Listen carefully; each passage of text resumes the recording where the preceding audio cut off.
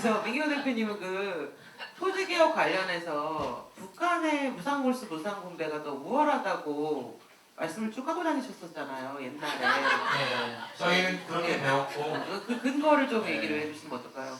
그거는 별로 없고요. 정치적 믿음 같은 거였습니다.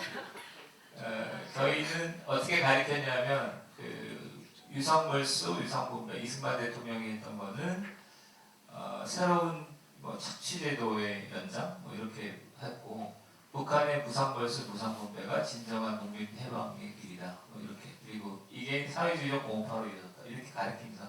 그 교과서가 그냥 그대로 있습니다 지금도. 근데 제가 그 역시 영화의 가장 논쟁적인 부분은 그리고 향후에 저는 이 논쟁은 계속될 것 같습니다. 뭐냐면 이승만 김구 논쟁이거든요. 그 영화에 보면 충격적인 멘트들이 있습니다. 이 충격적인 멘트를 이제 감당하셔야 됩니다. 남성님께서는 이승만 김구 논쟁에 대해서 얘기를 해주시죠. 영화를 보신 분은 손 잠깐만 안 보신 분도 많이 계시네요. 설명을 좀 드려야 되겠네요. 이게 이제 말씀하신 게 그 유용한 보고서예요. 그동안 이제 담겨져 있었던 것.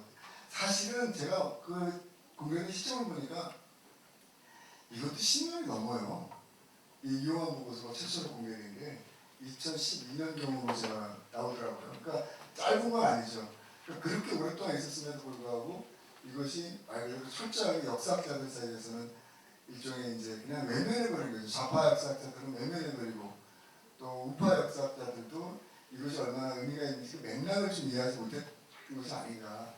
그리고 이제 제일 중요한 게 뭐냐면 자신감이 좀 없지 않았나 이것을 이야기할 수 있는 여러 가지 복합적인 것들로 인해서 이 굉장히 중요한 문서 보고서가 승부이 됐었는데 내용은 간단합니다.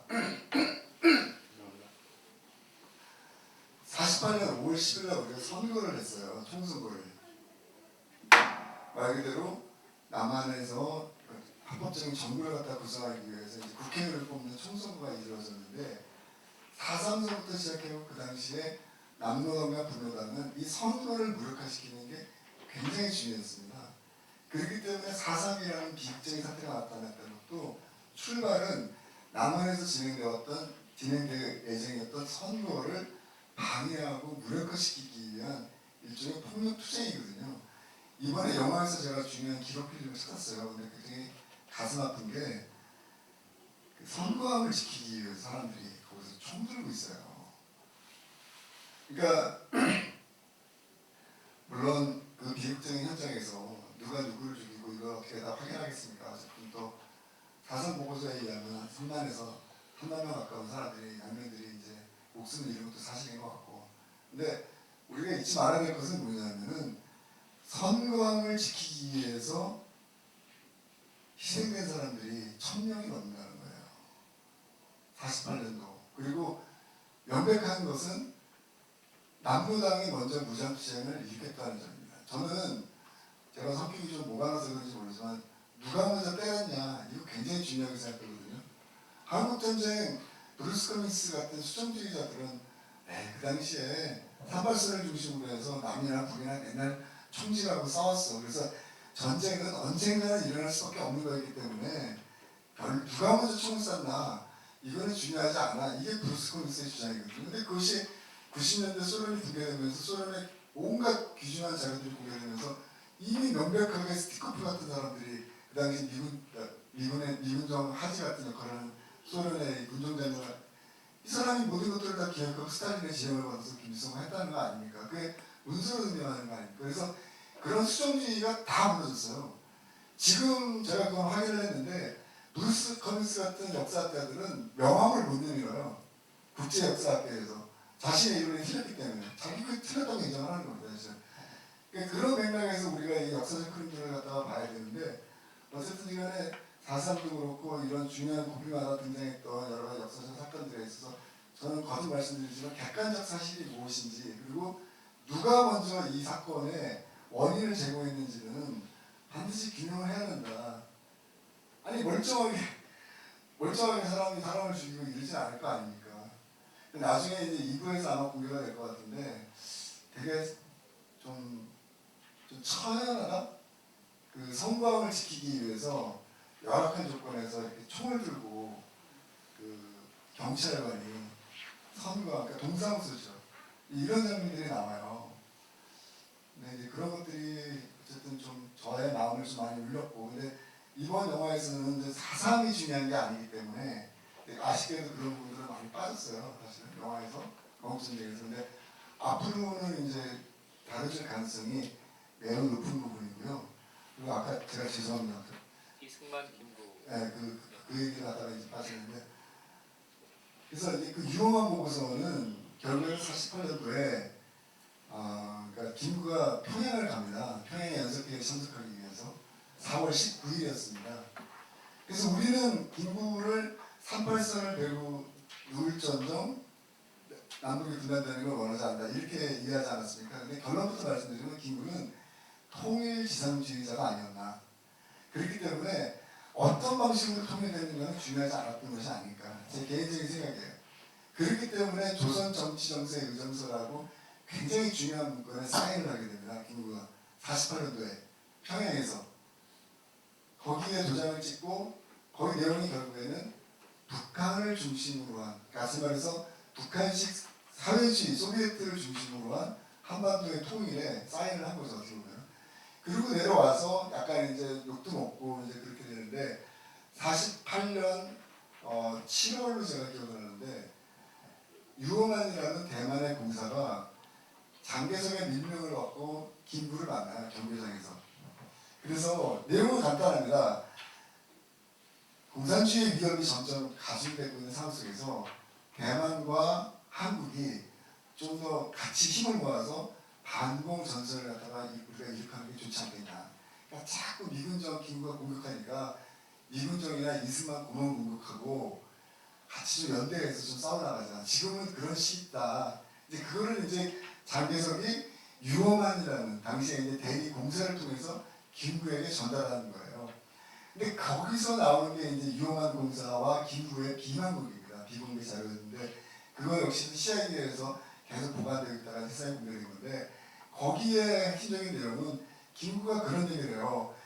내가 평양에 가서 북한을 보니까 모든 군사적인 시설이라든가 장비의 수준이 어마어마하다. 그렇기 때문에 만약에 전쟁이 일어나서 통일이 이루어진다 그래도 남한에 의해서 통일이 이루어지는 것이 아니라 북한에 의해서 통일이 이루어질 것이다. 이승만 정권은 곧 사멸할 정권인데 내가 왜 이승만 정권에 협력을 해야 되느냐 이렇게 얘기를 하는 거예요. 그런데 중요한 거는 그러니까 유언만 보고서의 내용을 그대로 지금 말씀드린 거고 그런데 그 시점과 비슷한 시점에 언론에 서울신문인가 찾아냈는데 서울신문에 공식 기자회견을 합니다. 평양을 갔다 온 다음에 김구에 입장하면서 거기에는 뭐라고 적혀있냐면 내가 평양에 가서 김일성과 담판을 짓고 한반도에서의 내전은 없을 것이다 라고 약속을 했다. 이 두 가지는 모순되는 거잖아요. 이율배반적인 거 아니에요. 사실은 저는 김구는 전쟁이 날 것을 알고 있었다고 봐요. 김일성이 그런 목적으로 김구에게 열병식을 군사 퍼레이드를 열병식을 시켜줬다고 합니다. 그래서 김구는 그 기록에도 지금 당장 북한의 모든 군사시설을 스톱시키고 남한을 군사적으로 강화한다 하더라도 남한이 북한을 이길 수 없다. 그런 얘기를 융화공사한테 전하는 거예요.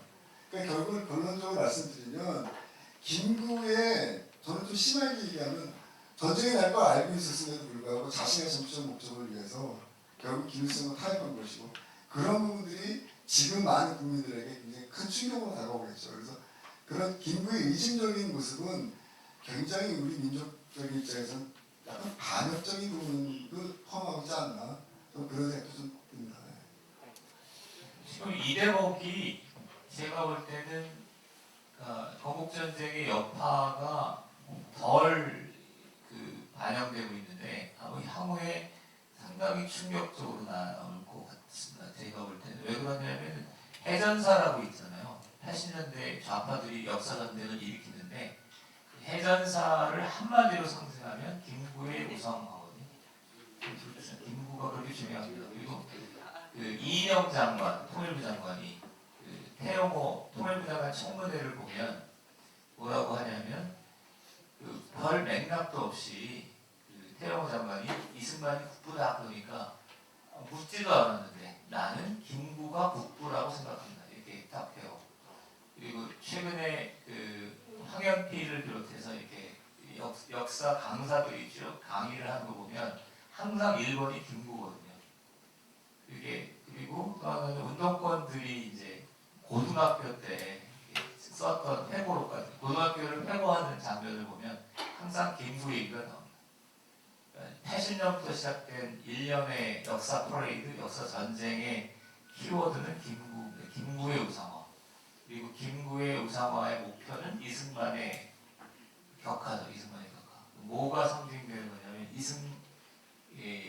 이승만을 왜 격하했냐면 대한민국 정부를 부정해야만 북한 주도 정통론이 나오기 때문에 이승만을 부정하는 거고 김구 주석은 대한민국을 부정하면서 통일정부를 수립하기 위해서 북핵을 택했기 때문에 그런 거기 때문에 제가 볼 때는 이 대목은 뭐 향후에 또 그리고 학자들은 못하는 일을 우리 김도경 감독께서는 용감하게 영화에 지금 담아왔기 때문에 앞으로 책임을 좀 단단히 지셔야 될 것 같습니다. 네, 뭐 제가 할 수 있는 진짜 최선을 다해서 하겠습니다.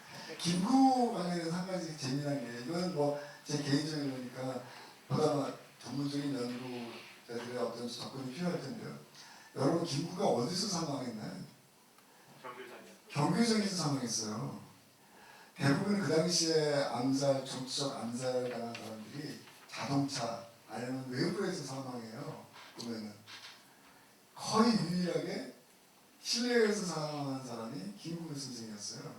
그리고 경교장은요 오늘날로 치면 김구의 청와대입니다. 그 경교장은 김구의 원래 김구가 굉장히 완력이 강했던 사람이라고 하지 않습니까? 무력 투쟁 뭐 이런 중에 그렇기 때문에 김구를 호위하는 경호원들이라든가 이런 세력들이 그 경교장에 항상 있었을 거예요. 우리가 합리적인 의심을 한번 해볼 필요가 있는 게 안두희가 심지어는 이승만 대통령이 안두희를 사주해서 김구를 저격했다, 살해했다 이렇게 얘기하거든요. 그래서 이것도 굉장히 잘못된 거짓 이데올로기인 게 그런 김구의 아직도 한복판에 14발인가의 총알을 장전해갖고 이 옆구리에 그러니까 몰래 가져간 게 아니에요. 그 총을 갖고 들어갈 수 있는 사람이면 도대체 이 사람은 이승만 사람입니까? 김구 사람입니까? 김구 사람이에요. 김구를 존경했고 제가 어느 책에서 본 기록에 의하면 이 사람이 포병대 중위가 그래갖고 그날 해주로 새롭게 발령이 받아서 인사차 이제 앞으로는 김구 선생님을 뵐 수 없으니까 인사차 이제 떠납니다. 우선 경주장에 가서 인사를 드리다가 굉장히 우발적으로 그게 일어난 것이 아닌가. 근데 재미난 건 뭐냐면은 우리가 아까 처음 말씀드렸던 거, 이 안두희라는 사람은 굉장한 반공주의자였던 거예요. 그 당시에 반공주의자들의 눈에서는 김구의 그 평양 연석회의 참가서부터 시작해서 발표된 한 두어 달 동안의 그 행적은 도저히 이해할 수가 없는 거죠. 근데 원래는 김구는 그런 사람이었다라고 저는 봐요.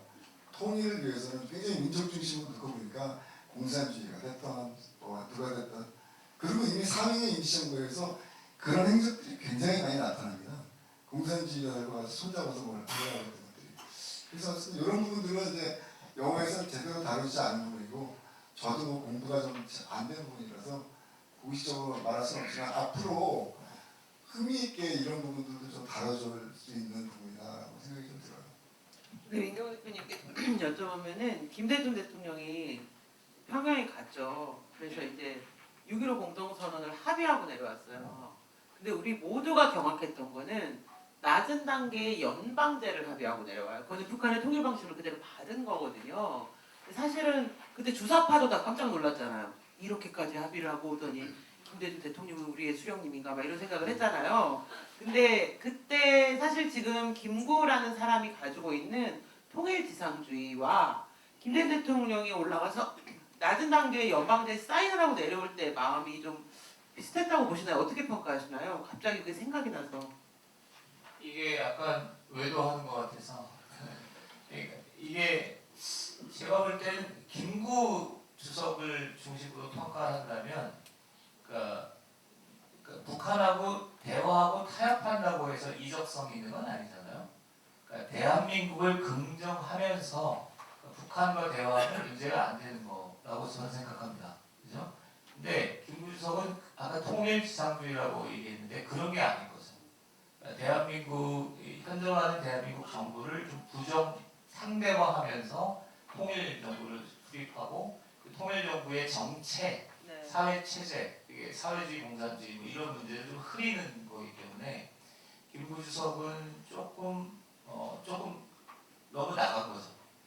근데 그랬기 때문에 김구 주석이 그러했기 때문에 훗날 그 반체제 통일운동이 김구 주석의 그 면을 파고듭니다.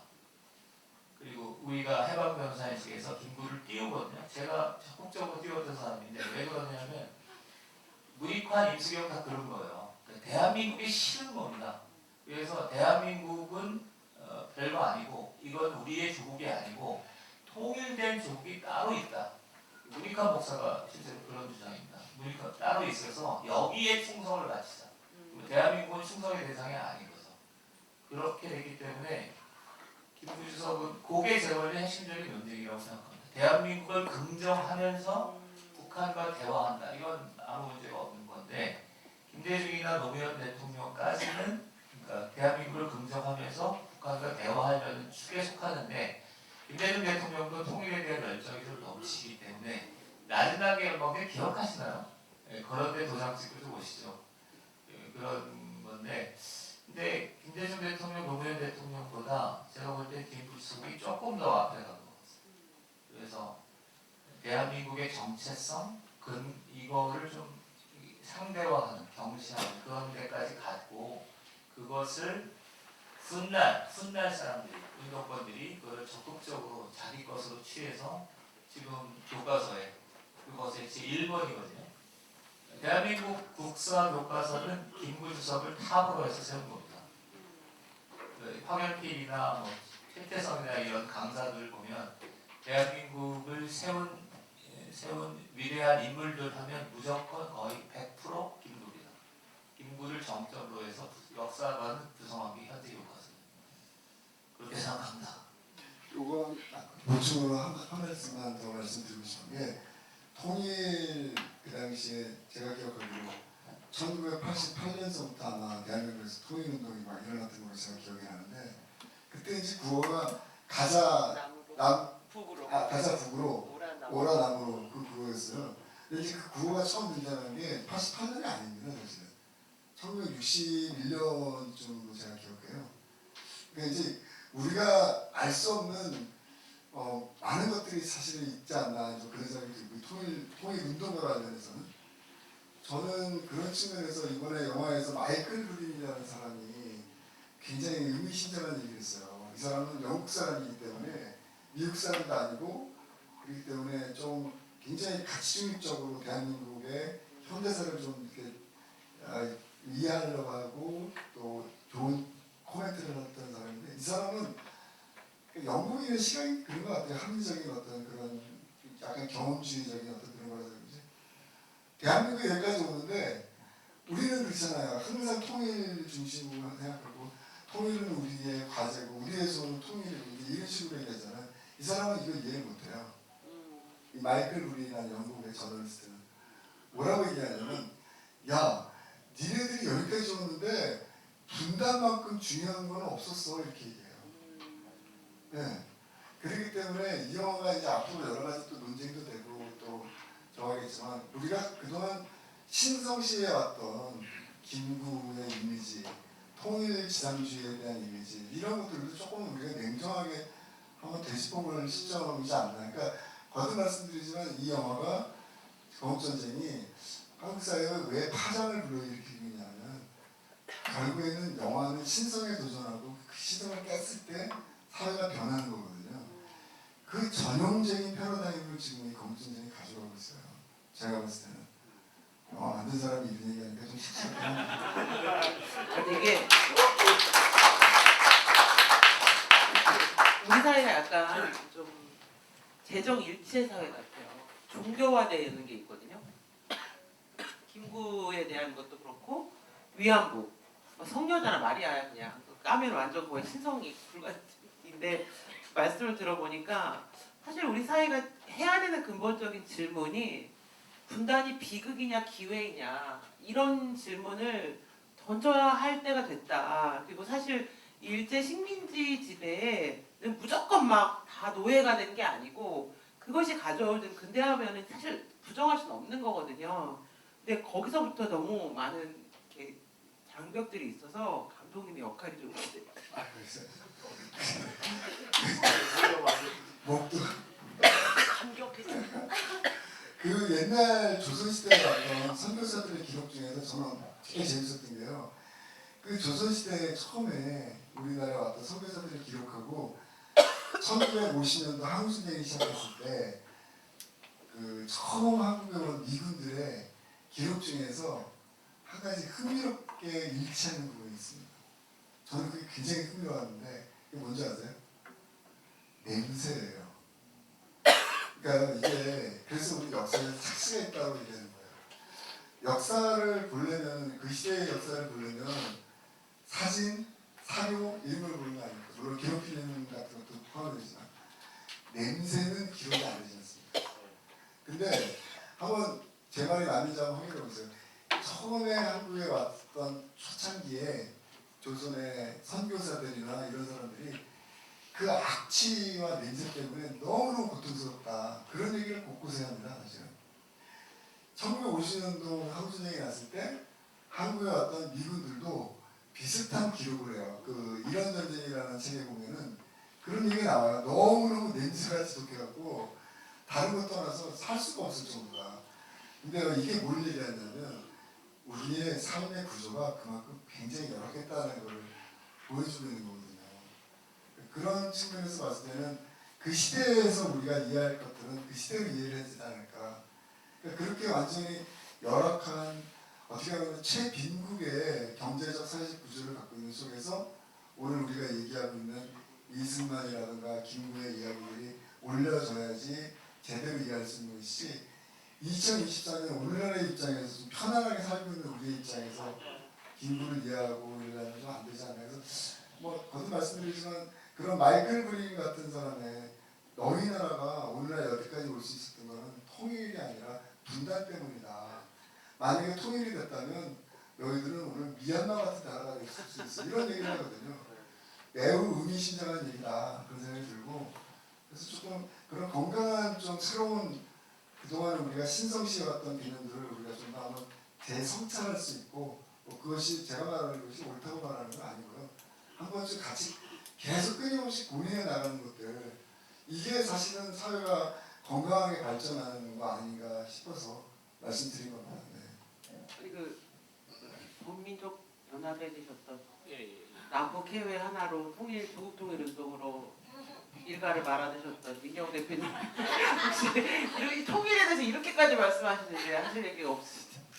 그게 제가 이제 최근에 저는 김구의 통일론을 따라서 통일운동을 한 거거든요. 그러니까 뭐냐면 대한민국 친일파가 세운 대한민국은 틀렸고 남북 민족적 입장에서 남북 모두를 포괄하는 통일 정부가 우리의 충성의 대상이다. 이게 핵심인데 그 지금 분단이라고 하셨는데 그 해양 국가 저는 이 얘기에 공감해서 우파가 또는 제가 보수가 된 하나의 관점인데요.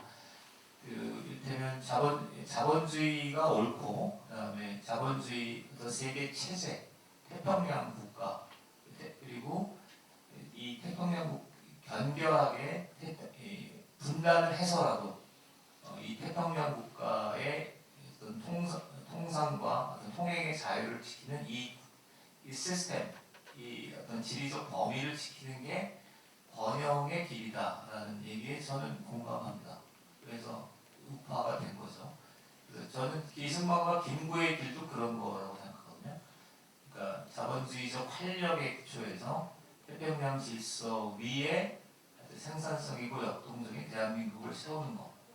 이게 우리의 충성의 대상이다 이렇게 생각합니다. 그리고 반면에 이걸 자탕으로 만들어서 통일민족 국가 뭐 이렇게 세우는 거는 사실은 그렇게 된다면 대부분 공산주의가 됐어요.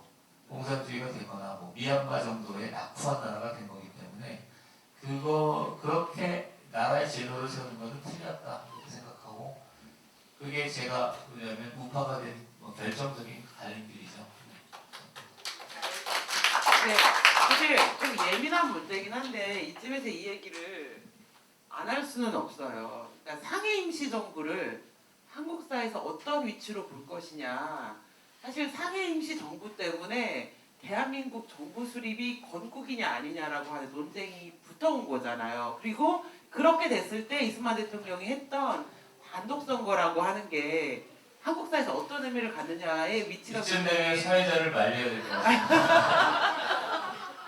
그렇지 않습니까, 감독님? 이승만 개국까지 우리는 충분히 논쟁적인 주제를 건드렸습니다. 아니 저는 이 문제를 감독님도 그렇고 이제 민경 대표님도 그렇고 좀 정면으로 응시하고 다루지 않으면 한국 현대사가 해석이 안 될 것 같은데요? 잘 보시네요. 네? 그죠? 잘 그죠? 보십니다. 아니 근데 저는 사실 이제 야, 큰일 그런 났다. 집중적인 대화도 그러니까 이제 저는 두 분이 친하시니까 자꾸 이렇게 약간 좀 이렇게 편하게 좀 공격도 하시고 이렇게 냉소적으로 바라보시기도 하고 근데 이제 저는 그거 꼭 말씀드리고 싶은 게 제가 대학을 다닐 때 영화를 하나 만들었어요 사실 그때 이제 그때도 꽤 히트를 쳤습니다 사실 그러니까 그래서 이제 뭐 큰 신문에도 굉장히 많이 나고 근데 이제 경향신문에서 저를 엄청 띄워줬어요. 내용이 그러니까 경향신문이 많이 띄워줬겠지 사실. 근데 그럴 만한 사람은 아니라고 생각하기 때문에 경향신문 기자한테 제가 고맙다고 이제 전화를 해서 고맙긴 하지만 너무 이렇게 과도하게 하신 것 같다 그랬더니 그분 얘기가 굉장히 저는 인상이 깊어요. 그분이 약간 울먹울먹하면서 뭐라고 말씀하셨냐면 저랑 비슷한 학번인 거예요. 84. 내가 학교에서 내 친구들이 스크럼을 짜고 교정으로 데모를 하러 나갈 때 나는 집안이 가난해서 그 데모의 대회를 참여할 수 없었다. 그리고 항상 도서관으로 향하면서 그 친구들의 그 함성 소리가 너무 고통스럽게 느꼈다는 거예요. 이 말씀 왜 드리냐면 그 당시에 지금과는 비교도 할 수 없을 만큼 그 이용훈 대표님이나 저희가 살았던 그 시대에는 어떤 아픔 같은 게 좀 있었던 것 같아요. 그분이 그래서 뭐라고 말씀하시냐면 내가 평생을 그게 나의 빚으로 생각했다. 내 친구들이 스크롤 짜고 정문으로 나갈 때 나는 혼자서 쓸쓸하게 도서관에 들어가서 언론 교실을 봤다. 그래서 나는 기자가 됐는데 그래서 지금 뭐 이렇게 뭐 어느 정도 잘 먹고 잘 사는데 늘 자기 마음속에 짐이 빚으로 남아있었던 게 바로 그 함성 소리였다는 거예요. 도서관 입구로 올라가면서 그러면서 내가 김동현 감독님께 이런 기사를 하나 쓰는 게 나한테는 그 빚을 좀 친구들의 빚을 갚는 거다 이런 말씀하시거든요. 그래서 저는 이 시대에 그 제가 왜 민경호 대표님과 꼭 만나고 싶었냐면 이 부분도 잘 정리가 돼야 돼요. 그러니까 저는 임종석, 이인영 이런 사람들이 어떻게 말한다면 386의 정신을 정말 배신했다고 생각해요. 그들은 사실은 감옥에 가서도 황제처럼 뭐 황제라는 표현이 적절하지 않지만 맞지도 않았어요 제대로. 왜냐? 워낙 유명한 사람들이니까 경찰들이 건드리지도 않았고 임종석 같은 사람은 뭐 다 아시잖아요. 유명하지 않습니까? 성동구에서 한양대학교 총승회장으로서 누가 하나 건드릴 수 없는 그런 인물이거든요. 근데요 그런 사람들을 지키기 위해서 너무나 많은 사람들이 정말 무명의 사람들이 맞고 끌려가고 희생을 당했어요. 그건 어쩔 수 없는 현실이었어요. 저는 제가 2016년도에 정신이 번쩍 들면서 아 이들이 지금 권력화되고 있구나 이거를 깨달으면서 제가 할 수 있는 것들로 저를 투쟁을 한번 해보자 세상을 향해서 영화를 통해서 했던 게 바로 그런 겁니다. 저들은 자신들의 정치적 목적을 위해서 권력을 사유화했고 그리고 진실을 감추고 북한과 침묵적인 노선을 갖다가 갖고 있음에도 불구하고 국민들을 기만했어요. 저는 수단과 늘 말하지만 그들이 잘못한 것은 자신들이 이루고자 하는 목표를 위해서 수단과 방법을 가리지 않고 뭐든지 다 동원하는 그 잔인함, 그 애목성 이런 것들이 너무 가슴 아팠거든요. 그런 측면에서 그것이 잘못된 것이지 그 시대에 윤석열 대표님 같은 분들이 활동하실 때 그 아픔이 있습니다. 사실. 그거는 아까 경향신문 기자가 얘기하는 걸로 설명이 좀 되는 부분이거든요. 그러니까 지금은 그걸 쉽게 이해할 수는 없지만 이 오늘 여러분과 나눈 이것도 하나의 이제 우리가 기록이 되는 거잖아요. 그런 측면에서 그런 부분들도 꼭 여러분들이 같이 기억을 좀 해주셨으면 좋겠습니다.